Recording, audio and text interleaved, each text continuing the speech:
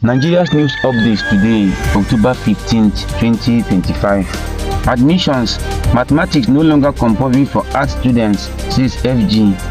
Osimhen's hat-trick keeps Super Eagles World Cup dream alive. New terror group Wulowulo linked to Boko Haram emerges in north-central Nigeria.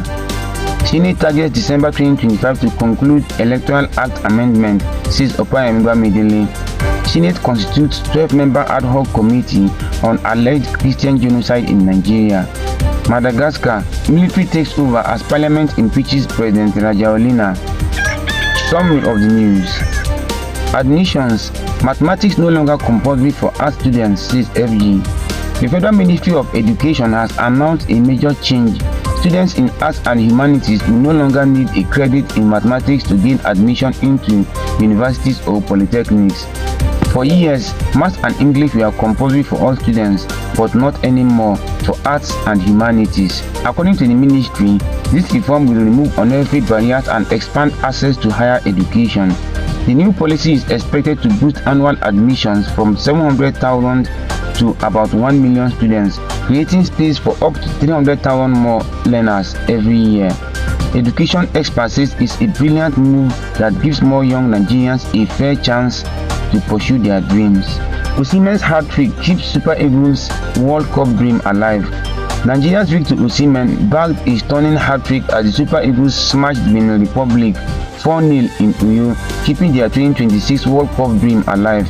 Osimhen struck twice in the first half, completed his treble after the break, and Frank Onyeka sealed it late on. But despite the big win, Nigeria just missed automatic qualification, finishing second behind South Africa, who beat Rwanda 3-0. Now the Super Eagles head to African playoffs in November, where they will battle for a spot in the Intercontinental qualifiers, one last shot at the World Cup. New terror group Wulowulo linked to Boko Haram emerges in north-central Nigeria. A new terrorist group called Wulowulo has reportedly emerged in north-central Nigeria, sparking fresh security fears. According to Governor Abdullahi Sule of Nasarawa State, the group is a splinter faction of Boko Haram and is said to be spreading its influence, especially in Kwara State. Governor Sule has called for urgent action to prevent the group's infiltration into Nasarawa, while also ordering a full investigation into recent killings and kidnappings in the state. Security agencies have been placed on high alert as concerns grow over rising violence and abductions across the region. Senate targets December 2025 to conclude Electoral Act amendments, says Opeyemi Bamidele. Senate Majority Leader Opeyemi Bamidele says the amendment of Nigeria's Electoral Act 2022 will be completed before December 2025, just in time for the 2027 general elections. He explained that former President Buhari didn't sign the final version because it came too close to the 2023 polls. Now, under Tinubu's administration, the Senate promises to fix that early, ensuring smoother elections ahead. Bamidele also confirmed that the constitution review is on track, with governors and state assemblies fully involved. And to critics, he says opposition parties just want distractions, but the Senate's focus is on stability, growth, and rebuilding Nigeria. Senate constitutes 12-member ad hoc committee on alleged Christian genocide in Nigeria.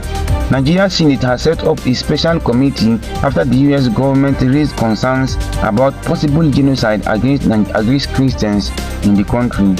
Lawmakers meeting behind closed doors say the claims are misleading and could damage Nigeria's image globally. The Senate President Godswill Akpabio insists the committee's report must be based on verified facts, not emotions. The Senate also plans to engage directly with the US Congress, explaining that Nigeria's security crisis affects both Christians and Muslims, not just one group. The goal: to correct misconception and protect Nigeria's international reputation. Madagascar, military takes over as parliament impeaches President Rajoelina. Breaking news from Madagascar: the military has just taken control of the island nation after weeks of Gen Z-led protests rocked the country. What happened? Colonel Michael Rajoelina announced on national radio, "We have taken over." The army says all government institutions are dissolved except the lower house of parliament. President Rajoelina reportedly fled the country fearing for his life, but his office is calling this an attempted coup. This all comes after young protesters took to the streets over power and water shortages, a movement that gripped into calls for Rajoelina to step down. Follow for more. October 15, 2025.